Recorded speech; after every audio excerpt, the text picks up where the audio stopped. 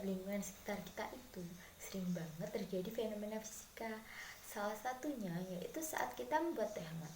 Saat kita membuat teh hangat, kita akan mencampurkan air teh panas dengan air dingin agar teh kita menjadi hangat. Nah, fenomena pencampuran ini biasa disebut dengan azas Black. Yuk kita simak penjelasannya. Asas Black adalah suatu prinsip dalam termodinamika yang dikemukakan oleh Joseph Black.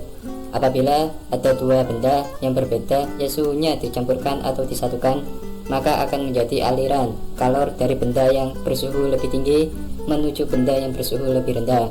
Perpindahan kalor tersebut akan berhenti sampai terjadi kesetimbangan termal atau suhu dari kedua benda. Benda yang melepas kalor adalah benda yang bersuhu lebih tinggi, sedangkan benda yang menerima kalor adalah benda yang bersuhu lebih rendah. Jumlah kalor yang diserap benda dingin sama dengan jumlah kalor yang dilepas benda panas. Benda yang didinginkan melepas kalor yang sama besar dengan kalor yang diserap bila dipanaskan. Asas Black berbunyi, kalor yang diterima oleh suatu zat sama dengan kalor yang dilepas oleh suatu zat.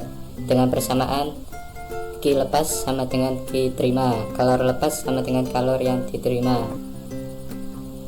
Misalnya ada air panas ditambah dengan air dingin akan menjadi air hangat. Hal ini adalah perpindahan kalor dari air panas ke air dingin. Air panas melepaskan kalor ke air dingin dan air dingin menerima kalor dari air panas. Ini termasuk azas Black, yaitu banyaknya kalor yang dilepaskan oleh zat yang suhunya lebih tinggi sama dengan banyaknya kalor yang diterima zat yang suhunya lebih rendah, sehingga terjadi kesetimbangan energi. Q lepas sama dengan Q terima. Oke, gimana? Jadi bisa kita simpulkan ya bahwa ketika dua zat sejenis atau yang jenisnya sama berbeda suhu disatukan, maka akan timbul asas Black atau Q lepas sama dengan Q terima.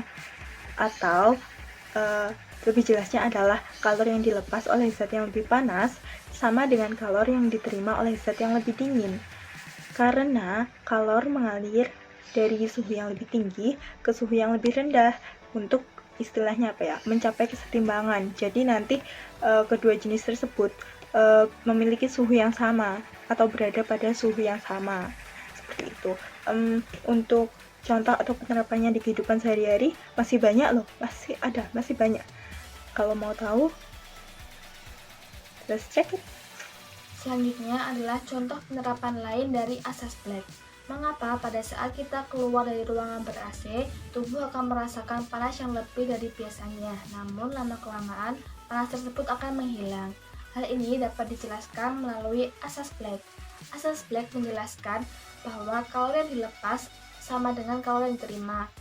Rasa panas yang kita rasakan saat keluar dari ruangan ber-AC lama-kelamaan akan hilang karena suhu tubuh akan selalu menyesuaikan dengan keadaan sekitar.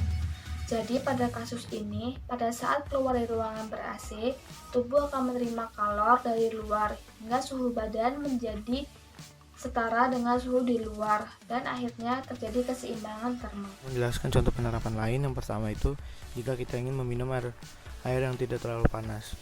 Nah, jika kita ingin tidak meminum air terlalu panas, itu kita menuangkan air 3/4 dari gelas, menuangkan air panas 3/4 dari gelas, dan sisanya yang 1/4 itu air dingin. Maka kita akan mendapatkan air yang tidak terlalu panas. Tapi jika kita ingin minum air yang hangat, nah itu kita menuangkan setengah gelas air panas dan setengah gelas air dingin, maka kita akan mendapatkan yang namanya air hangat gitu. Gimana nih penjelasan dan contoh penerapannya? Seru bukan? Terima kasih semuanya, maaf apabila ada salah. See you soon.